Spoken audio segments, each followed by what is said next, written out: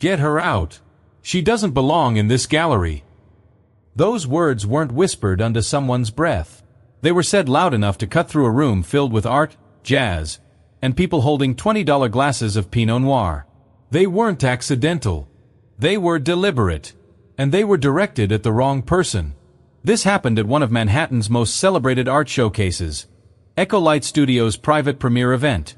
Hundreds of creatives, investors, collectors, and influencers packed the space, ready for the next big name in modern art. Then she walked in. No fancy jewelry. No press badge. No designer bag or assistant trailing behind. Just sneakers, jeans, and a plain black t-shirt. And presence. She didn't need to speak to draw attention, because the moment she stepped in, energy shifted. Not in awe, but in judgment. Eyes narrowed. Heads turned. The room read her the same way the staff did. Like a mistake. Aaron Blake, the branch director, didn't even look at her ID before calling security. Megan Drew, the events coordinator, pushed the panic button without asking her name. Kyle Reynolds, the night shift security guy, moved in fast, confident he was doing the right thing. But here's what none of them knew. The woman they were pushing out was Danielle Moore. Not a guest. Not a journalist. Not an accident. She was the founder and CEO of Echo Light Studios. The owner of every painting on the wall. The one who built the very gallery they were standing in. And in just 9 minutes, everything would flip. 3 careers gone. A system exposed. And a CEO vindicated. This isn't a story about one bad night. It's about every day someone is told they're not enough, based on what they wear, how they talk, or the color of their skin. It's about what happens when judgment replaces curiosity, and someone finally decides not to stay silent anymore. So before we break it down, I want you to do 3 things. First, drop your city in the comments. Tell us where you're watching from. Second, hit that like button if you've ever been underestimated. And third, subscribe, because this story isn't just about revenge. It's about reform. And it starts right now. Echo Light Studios in Manhattan wasn't just another trendy gallery tucked between coffee shops and cocktail bars. It was the place to be seen. The crown jewel in a chain of 11 creative hubs across the country, Echo Light Manhattan hosted private viewings for celebrities, curated workshops for Fortune 500 CEOs, and installations that made headlines in Artforum and The New Yorker. The building itself was a converted 1920s post office, redesigned with industrial flair, 12,000 square feet of high ceilings, polished concrete, and whitewashed brick. A suspended mezzanine hovered above the main floor like a VIP balcony, while motion-sensitive lighting cast a golden glow on every brushstroke, sculpture, and digital piece. Echo Light was modern, minimalist, and multimillion-dollar. And on that particular Thursday night, it was packed. Over 200 guests had RSVP'd. The wine bar was pouring Napa Valley blends. The catering team passed trays of ahi tuna bites and truffle popcorn. And somewhere in the back, a 3-piece jazz band played Miles Davis covers so smooth it made conversation float. But none of that mattered to Danielle more the moment she walked in. To the staff behind the reception desk, she didn't match the mood board. Aaron Blake, the 35-year-old gallery director, adjusted his lapel as soon as he saw her. Tall, clean-cut, always camera-ready, Aaron had a knack for talking about diversity in press interviews but rarely trusted it at the front door. He liked things to look premium. And Danielle, with her worn sneakers and no entourage, didn't scream premium. Megan Drew, 29, was already anxious about the guest list. Clutching a clipboard and checking her earpiece every 10 seconds, she barely looked up when Danielle arrived. One glance. That's all it took. Wrong vibe, wrong clothes, wrong energy. Then there was Kyle Reynolds, 26, the part-time security guard with full-time attitude. He had been itching for something to happen all night. Danielle's entrance gave him exactly what he wanted. A problem to solve. None of them paused to ask a single question. No one scanned her badge. No one typed her name into the system. They just assumed. In their eyes, she wasn't a donor, or a curator, or even a guest. She was just another woman wandering into a place where she didn't belong. But they were wrong. Danielle Moore didn't walk into that gallery by accident. She built it, and she was about to remind them, every single one of them, exactly who she was. Danielle had been in uncomfortable rooms before.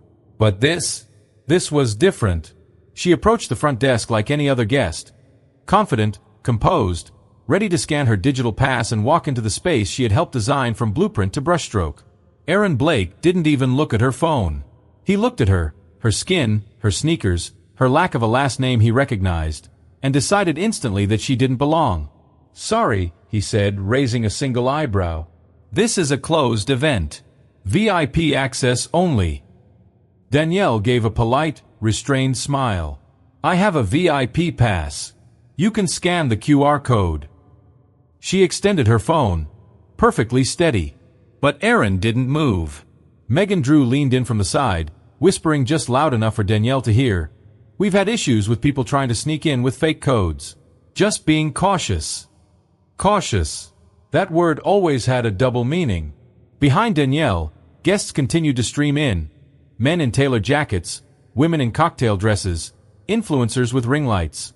None of them were stopped. None of them were scanned. Only Danielle was met with suspicion wrapped in professionalism.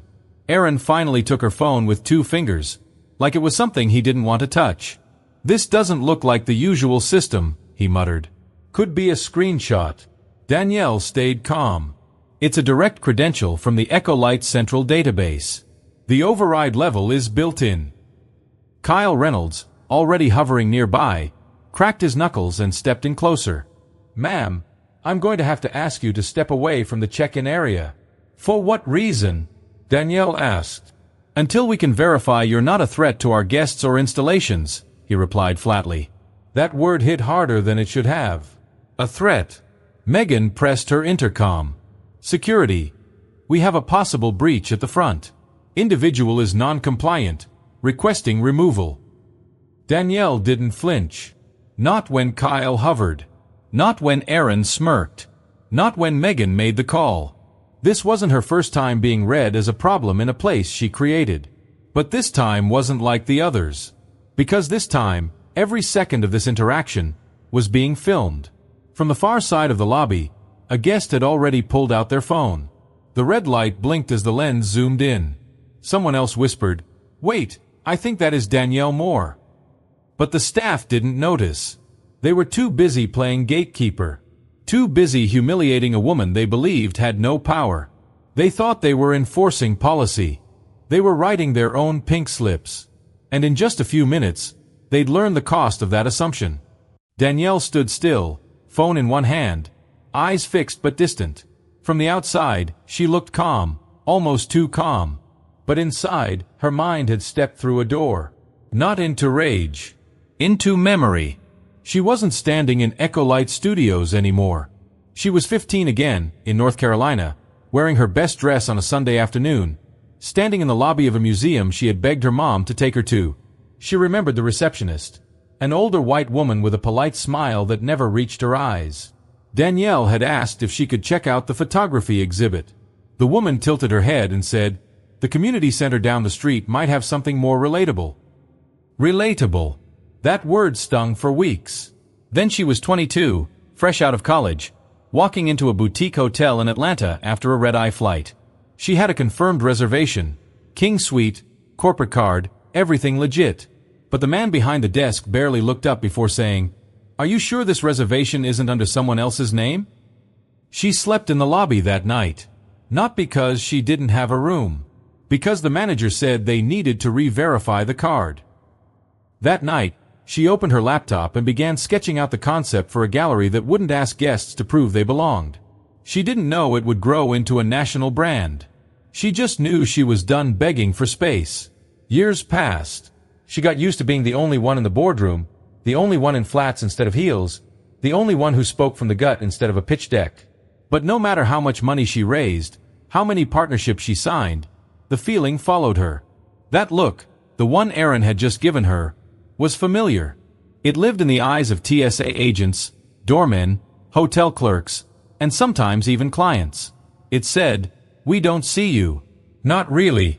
But here's what none of them understood. Being ignored had never broken Danielle. It sharpened her. Every no had become a blueprint.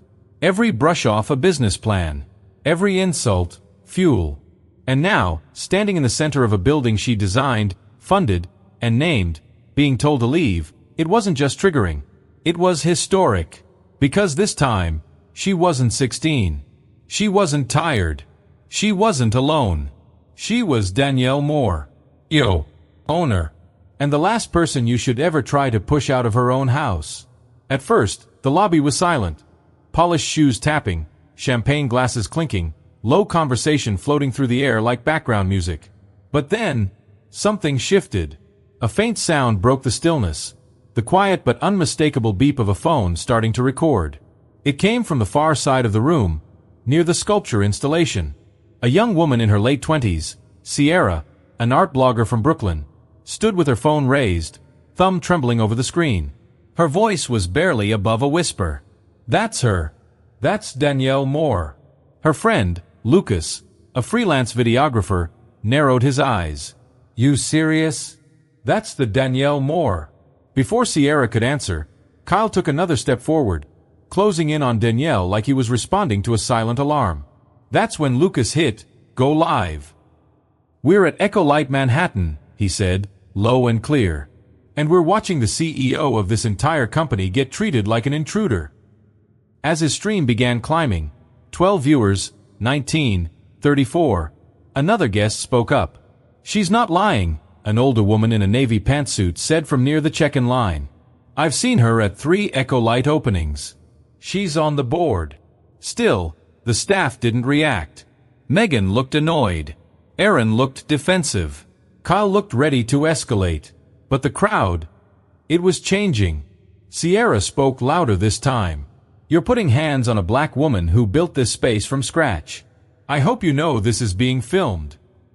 A ripple moved through the guests. Some turned to look. Others stepped closer.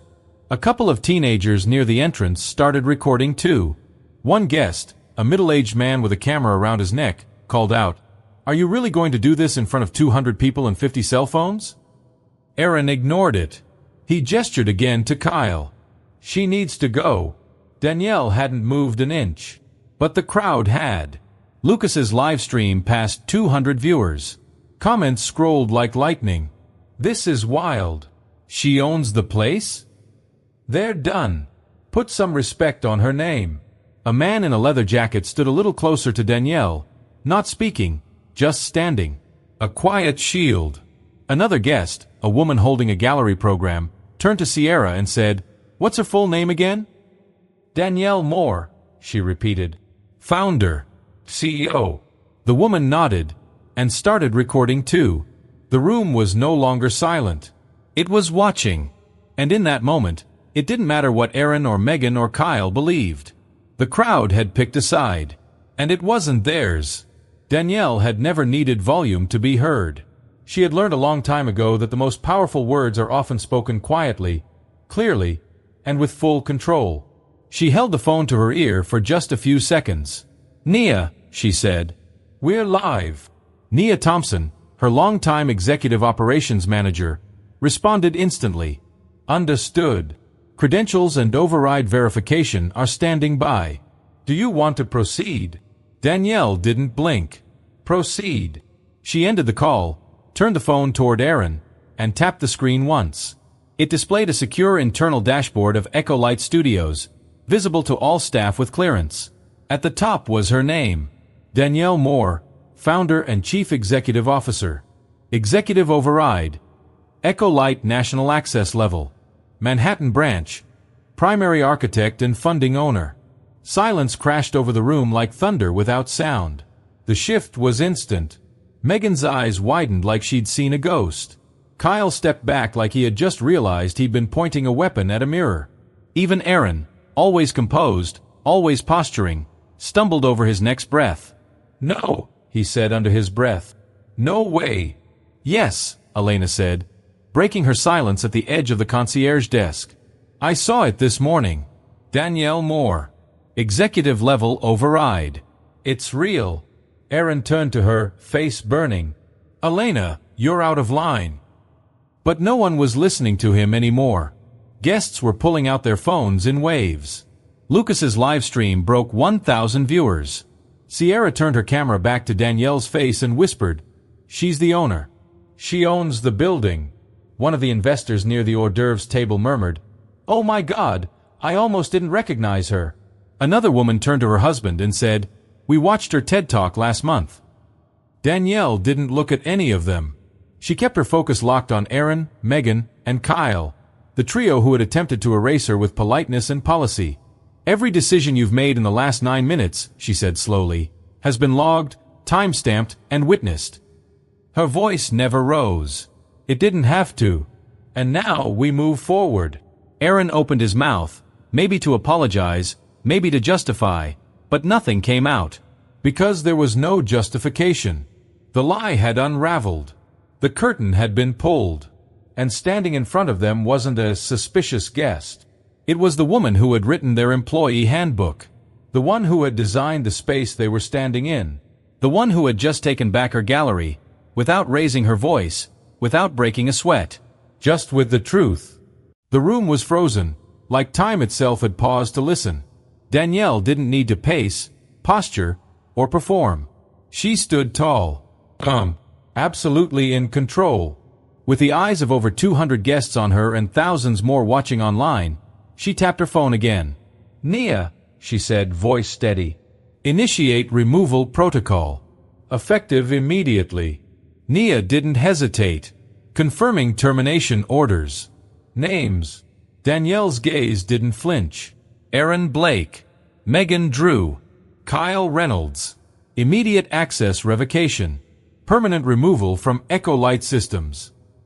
There was a pause, a heartbeat of silence, and then Nia's voice returned, crisp, cool, and devastating. "Confirmed. Executing now." Across the room, the effect was instant. Aaron's earpiece chirped once before going completely dead. His Echo Light badge lit red and buzzed twice, a built-in lockout signal. Megan's tablet screen blinked and logged her out.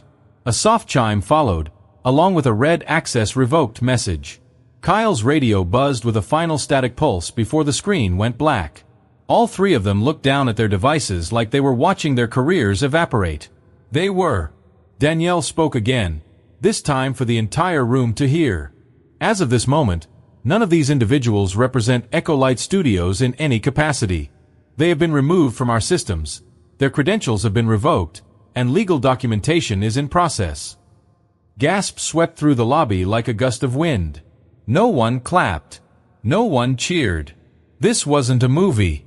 This was real-life accountability, served cold, clean, and undeniable. Aaron stepped forward, his voice cracking. "You can't just do this. Not in front of everyone." Danielle's eyes narrowed slightly. "You did this in front of everyone. You tried to humiliate me, publicly, loudly, without cause. I simply responded, with clarity." Megan tried to speak, voice trembling. I didn't know it was you." "That's exactly the problem," Danielle replied. "You don't have to know someone to treat them with respect." Kyle stood frozen, arms at his sides. His jaw clenched, but he didn't move. Danielle turned to the guests. These actions were not taken lightly, but they were necessary. Echo Light was built to elevate voices, not silence them. She paused. "And that includes mine."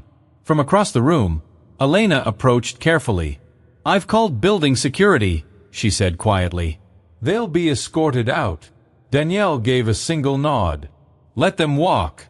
Let them feel every eye in this room." And so, with their heads low and their legacy scorched, Aaron, Megan, and Kyle began their final walk through a gallery they once controlled. They entered as gatekeepers. They left as a warning. The moment Aaron, Megan, and Kyle disappeared through the glass doors, a strange silence settled over the room, not awkward, but reverent. It was as if the air itself recognized what had just happened. A shift, a reckoning, a rebalancing of power. Then it started. A single clap. Slow, measured, and intentional. It came from an elderly black woman standing near the abstract sculpture in the West Wing. Dressed in a navy blue suit, her face carried decades of quiet wisdom. She didn't smile. She just nodded as she clapped, eyes locked on Danielle. Others followed. Not loud. Not performative. It was a kind of applause that didn't ask for attention. It gave it. A man in his 30s stepped forward, holding a gallery catalog in one hand and a phone in the other. "Ms. Moore," he said, his voice thick with emotion. "I'm a schoolteacher in the Bronx. I've brought my students to 3 of your shows. They've never felt more seen." Danielle's face softened. From another corner, a middle-aged couple approached. "We've been collectors since the beginning," the woman said. "We've followed Echolite for 5 years. We saw what just happened, and we just want to say, thank you." Then Sierra, the blogger who had started recording first, stepped out of the crowd. "Can I say something?" she asked, hesitating. Danielle nodded. Sierra took a breath. "I'm used to being the one with the camera. Watching. Posting. But tonight, I saw what it looks like when someone doesn't just talk about equity, they live it. You didn't just protect yourself. You protected all of us." Danielle swallowed hard. Not out of sadness, but from the weight of being seen. And then, something remarkable happened. One by one, guests began to step forward. Some shared stories of being mistaken for staff, ignored, dismissed, judged. Others simply offered a handshake, a hug, or a thank you. One teenage girl in a jean jacket whispered, "I didn't know someone like you could run a company like this." Danielle looked her in the eye. "You can," she said. "And one day you will." By now, the live stream had passed 10,000 viewers. The footage was being clipped, shared, reposted. But inside the gallery, none of that mattered. What mattered was the room itself, full of people who had arrived to admire art, but stayed to witness justice. And now, for the first time that night, Danielle wasn't standing alone. Danielle didn't waste time. The moment the last fired staff member stepped out, she went straight into executive mode. Her posture shifted, not defensive, not even triumphant, just focused. This wasn't about one lobby, or one night, or 3 bad hires. It was about culture. It was about the system. And systems don't change with press statements. They change with audits. "Elena," she called out, walking back to the main desk, "pull up the internal access logs. Every staff login for the past 90 days. Start filtering incidents marked unresolved or escalated but never closed." Elena's fingers flew across the keyboard. "Pulling now." Danielle tapped her earpiece. Nia picked up instantly. "We're going wide," Danielle said. "Initiate a full Echolite network investigation. Internal conduct reviews. Guest experience reports. Everything. Start with Manhattan and flag any branch with similar complaint patterns." "On it," Nia responded. "I'll loop in compliance, HR, and external legal counsel." Danielle didn't hesitate. "Notify all general managers. By midnight. No scripts. No filters. I want direct uploads of the past year's guest complaints, racial bias reports, and internal whistleblower memos. If anyone refuses, pause their access. They don't run Echolite. They just work here." From the far end of the gallery, a small group of staff huddled nervously. Danielle turned to them, not with accusation, but with honesty. "If any of you have ever filed a complaint and felt ignored, I want to hear it. If you saw something and stayed quiet, this is your moment to speak. I'm not here to fire people. I'm here to fix what we broke." One of the junior docents stepped forward. She looked barely 21, badge slightly crooked, voice shaky. I flagged a report about Aaron 3 weeks ago. He told me not to serve a guest because she didn't look like a buyer. I logged it, but no one followed up." Danielle nodded, not surprised, but resolute. "Noted. And thank you for speaking up. From now on, every report gets 2 levels of review. One from operations. One from me." She turned back to the guests, still gathered, still stunned. "Tonight's not about revenge. It's about reality. And reality is this. We built a space for creativity, but we let bias write policy in the fine print. That stops tonight." She walked behind the desk and looked at the system dashboard. Dozens of red flags across the national map. Some small, some disturbing. And still, she didn't flinch. Because leadership isn't about pretending things are fine. It's about walking straight into the storm, and fixing what matters most. From within, Danielle stood at the center of the gallery, the marble floor beneath her feet still echoing the chaos that had unfolded minutes before. But now everything was still.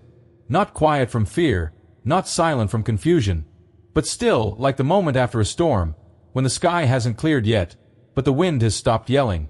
She took a breath, not out of relief, out of responsibility. This, she began, turning to the guests, the staff, the cameras still rolling, was never about just me. Her voice was low, but you could feel it in your chest. I didn't speak up tonight because I wanted to embarrass anyone. I spoke up because silence has a cost, and I've paid it too many times. She paused. There were years where I said nothing. Years where I smiled through it, explained myself politely, tried to prove I belonged.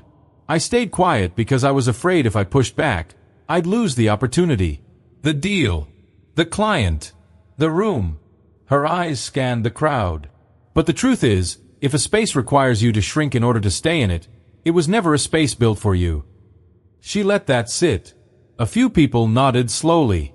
One woman wiped away a tear. Danielle continued. I built Echolite to be different. I built it for the artists who never felt welcome in the traditional galleries. For the guests who felt stared at instead of greeted.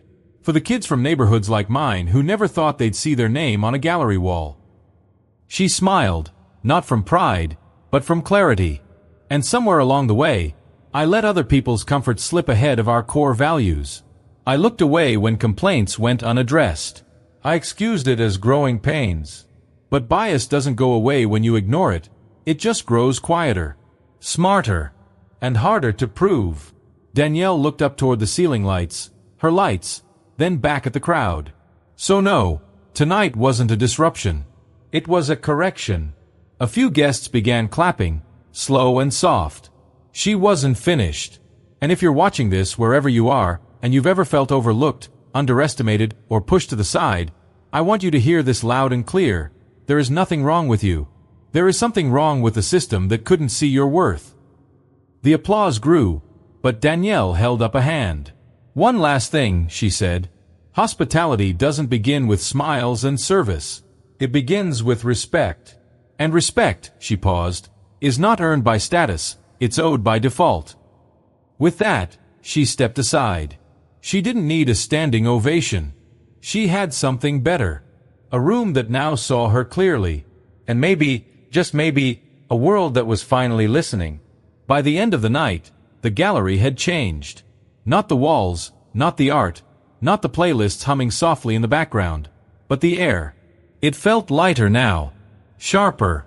Like something old had finally been cleared out to make room for something better. Danielle didn't linger at the center of the room. She didn't wait for more applause. She simply turned to Elena and said, "Let's rebuild this the right way." And then, like any true leader, she got to work. Over the next hour, she stayed on the floor, not in a boardroom or corner office, but right there beside her team. She listened to the guests who wanted to share their stories.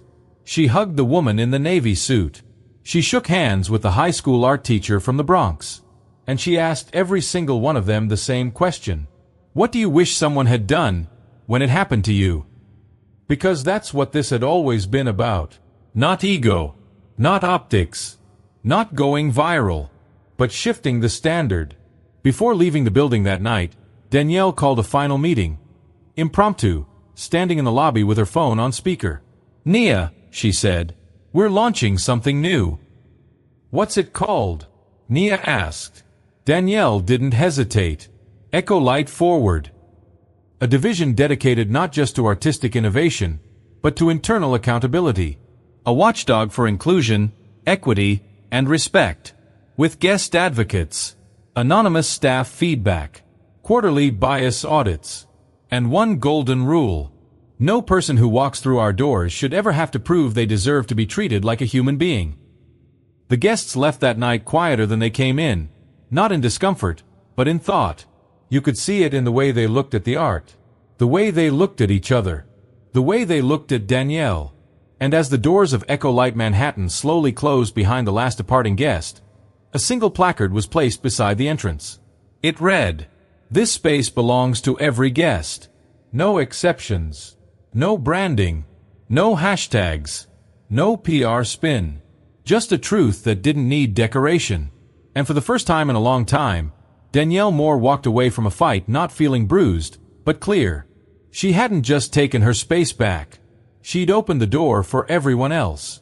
Maybe you've never been thrown out of a place you built. Maybe you've never been questioned in a lobby you paid for. But maybe, just maybe, you've walked into a room and felt invisible. Maybe you've been interrupted one too many times in meetings. Maybe you've had to smile while someone took credit for your work. Maybe you've been called too intense, too ambitious, too confident, like those were flaws instead of fire. If any of that sounds familiar, then this story wasn't just about Danielle. It was about you too. Because every person watching this video has, at some point, been made to feel like they didn't belong, because of how they look, how they speak, where they come from, or simply because someone else couldn't handle their power. So here's the truth. You don't need permission to exist fully. You don't need approval to stand tall. And you absolutely don't need to wait for someone else to hand you a seat. When you were born to build the table. Danielle Moore didn't just reclaim her space. She reminded all of us what leadership really looks like. Not the version with the title and the corner office. The version that listens. That acts. That takes the hit when it would be easier to stay quiet. So, if you're watching this right now, and you're thinking about the time you stayed silent because you didn't want to rock the boat, let this be your reminder. You weren't put here to float. You were put here to change the tide. Speak up. Not just when it's convenient, but when it counts. Stand up, not just for yourself, but for the people who haven't found their voice yet. And most importantly, don't just clap when you see someone else take a stand. Take one yourself. Because progress isn't a performance. It's a pattern. And it starts with what you choose to do next. If this story moved you, if it made you reflect, or if it reminded you of your own power, don't just scroll away. Share your story in the comments. Like this video to boost its reach. And send it to someone who needs to remember who they are. Because the next Danielle Moore might be watching.